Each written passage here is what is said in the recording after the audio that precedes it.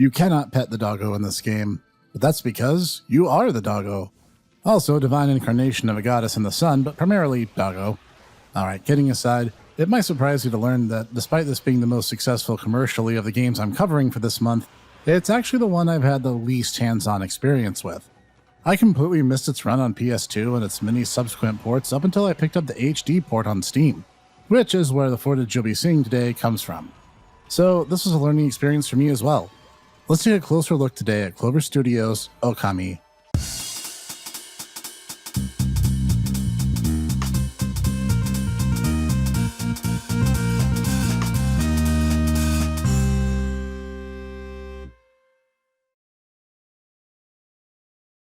Greetings everyone, this is the Hipster Snek, bringing today one of the most popular games Clover Studios made while under Capcom, the 2006 PS2 and Wii title, Okami. It was ported forward a few years later as Okami HD to the PS3, PS4, Xbox One, Steam, and the Nintendo Switch, and has been a huge critical and commercial success everywhere it's gone. There was even a pseudo-sequel in 2010 for the Nintendo DS named Okami Den, and I might cover that at some point, but today we're only focusing on the one. As said, this was a Clover Studios title and was headed by Hideki Kamiya, the man of unlimited Twitter blocks, and starts off in the form of a Japanese fairy tale. Oh yeah, the game repeatedly calls the land the game is happening in as Nippon. For those who don't know, that's literally just the Japanese word for Japan, and thus I shall continue to refer to it as Japan even if the on-screen text disagrees. Anyway, the fairy tale tells of a remote village, Kamiki, and how it has two resident oddities, the white wolf, Shiranui, who would mindfully watch people who travels in or out of the town, and the dread eight-headed serpent who I swear I have no relation to, Orochi. Orochi then demands human sacrifices in the form of Kamiki's young maidens, and its fearful occupants reluctantly have to give up their young women to him to stop him from raising their home. But when one particular young lady is chosen, a young hero, Nagi, rises to the occasion and battles Orochi, just in time to be joined in said battle by Shiranui. The two together defeat and seal Orochi away, seemingly for all time.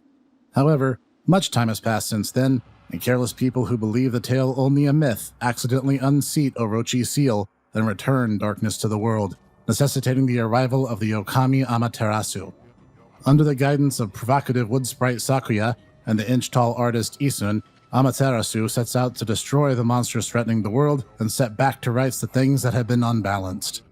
And graphically speaking, this is one of the most beautiful and stylish games I've ever seen in my life. The game is cel-shaded, something that I can't seem to shut up about, which gives it its distinctive pastel coloration, but the actual line work is done in the fashion of, and I'm going to attempt to pronounce this word, bear with me, sumi-e or inkwash style of illustrations. So you get this really stark outline to contrast a vivid color palette, giving the game a presentation that not only clearly illustrates depth, but also gives everything, and I do mean everything in the literal sense, a unique form that is both clearly defined and original, all while harmonizing into a greater picture. I really cannot say enough good things about the visual design of Okami. Even what may be viewed as lazy adds to a particular aesthetic, like how many characters lack visible mouths, but have well-defined eyes and noses and intricate costume designs. In a creative use of the medium, one of the ways to know an enemy is stunned is that the color literally drains away from them, rendering them in a washed-out brown and black. This is an excellent use of the design elements that make up the world. Even small touches like the fact that plants bloom in Nami's wake is an excellent touch to not only showing the world is alive and vibrant near her, as contrasted with the gloomy, cursed areas around which Orochi's influence has spread, but it's one of those little unnecessary things that game dev team puts in that adds a lot of personality both to the character and to the world itself. Even the little details like, while running it's leaves and flowers that spawn behind her, but while swimming they become lily pads. All very nice, subtle touches that complement an excellently designed and visually stunning game. And the soundtrack is out of this world too, with strong emphasis on classical Japanese styles, including woodwind, percussive, and string instruments. It gives it a feeling like you're actually gone back in time to the era of the setting, being able to encapsulate adventurous feelings, serene little villages, towering boss encounters, and mysterious caverns, all without losing that decidedly East Asian feeling invoked throughout. And the sound effects are on point too, as not only is it immensely entertaining to just randomly bark at NPCs, and yes, you can do that, but the crisp combat sound effects and the sounds used for the divine brush are pleasant and fit the medium in question. And the characters don't get overdubbed. They speak in that weird style where they'll make gibberish sounds and the game superimposes their dialogue so they speak it. I don't mind this particular shorthand as it helps characterize them without it getting excessive. Gameplay-wise, it's broken up largely into field and combat segments. When at a battle, you're prompted to explore around and assist NPCs with their concerns, solve puzzles, and navigate the dynamic world around you. You're also given the Celestial Brush, a tool guarded by lesser various deities who will lend you their power should you find them. This is one of my favorite mechanics in the game, actually, as it not only gives you an intuitive way to solve puzzles and deal with enemies all in one, the powers are designed to be multi-purposed right out of the gate. It also helps control the pace and flow of the game, as you can bring it up, which pauses time, even while in mid-battle to better gauge what action needs to be taken next, all while actively participating in said fight. I also noticed early on the game is quite crafty about sneaking in tutorials without letting you know that they're tutorials. For example, fairly early in the game, you'll learn the slash stroke for the brush. Then you need to assist Susanoo in his sword swinging practice, giving him the encouragement he needs to lend his assistance. The game subtly tricks the player into a de facto tutorial of the slash power in this fashion, just by moving the plot along in a very entertaining way. That is an example of excellent use of the game's design and presentation to teach the player the base mechanics. And speaking of, there is combat in this game as well, mostly taking place in small isolated battlefields outside the influence of the surrounding terrain, where you fight various monsters made up from Japanese myths like Oni and Kappa. Ami will attack with that weird fiery plate thing on her back, and you can even obtain and equip additional weapons and tools to assist in this effort. Tech destroying the monsters and helping the townspeople out using your divine powers gets you praise, which behaves as this game's experience points. You then can spend it in upping your health, or how much ink you have at the time, and a few other less important functions. You'll also get cold hard cash in the form of yen, of course, which you can then spend at dojos and shops in order to get better gear and new attacks in order to hone your combat prowess. And that's the basic gameplay loop. You'll travel to new areas, defeat enemies, repair everything in sight, maybe cause a little mischief here and there, deal with boss battles, meet several figures from Japanese myth, and grow ever stronger. It's satisfying and immensely entertaining way to experience a game. So all said, could they do anything to improve? Well, I'm sure there's certainly something they could do to build it up more, but I'd be hard-pressed to tell you what that is. Maybe dial back some of the early dialogue?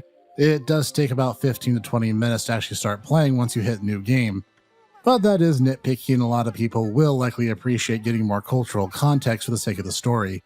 Fun fact, there's actually an additional tutorial in the English version of the game due to a puzzle requiring the player to brush out a particular kanji, which would be familiar to the original audience, but they added it for all other ports of the game to show the player how it's done.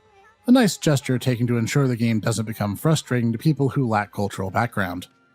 All in all, Okami is an amazing game. It looks great, it sounds great, it plays great, and I found the entire package incredibly endearing and rewarding all the way through. Though I will make the aside that latter ports remove the Clover logo.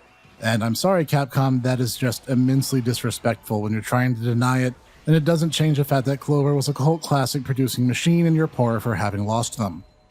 And to be honest, I don't think I'd even play a sequel if Hideki Kamiya wasn't involved in its development.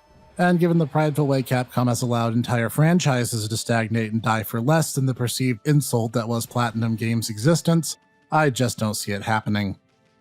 So Capcom, the real question remains, Ami and Teppen never mind. You get off the hook for this episode. This has been the Okami Snek, and definitely not Orochi, bringing today another underloved Capcom title for the month. If you liked today's episode, be sure to tap the like button so I know. Leave me a comment down below. Did you play this game when it was new, or are you a late arrival like me? You can hear more from me over on the Tomodachi Bros podcast and YouTube, where we talk anime, movies, and play games for your consideration. Or for more right here, tap the subscribe and bell icon so you'll never miss a one. Every week we look at more obscure games, indie excellence, Snek tech, and more. And I will see you there.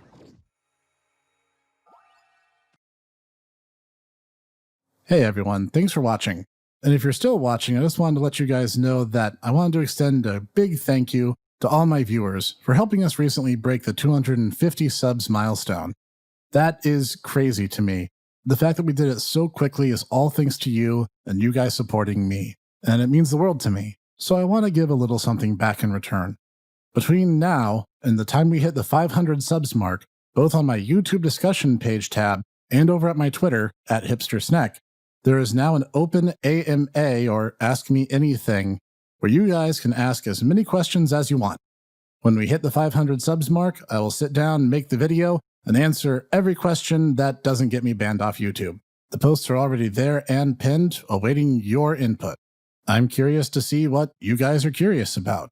So I'll see you at the 500 subs mark with all the answers that you've been craving, and I will see you there.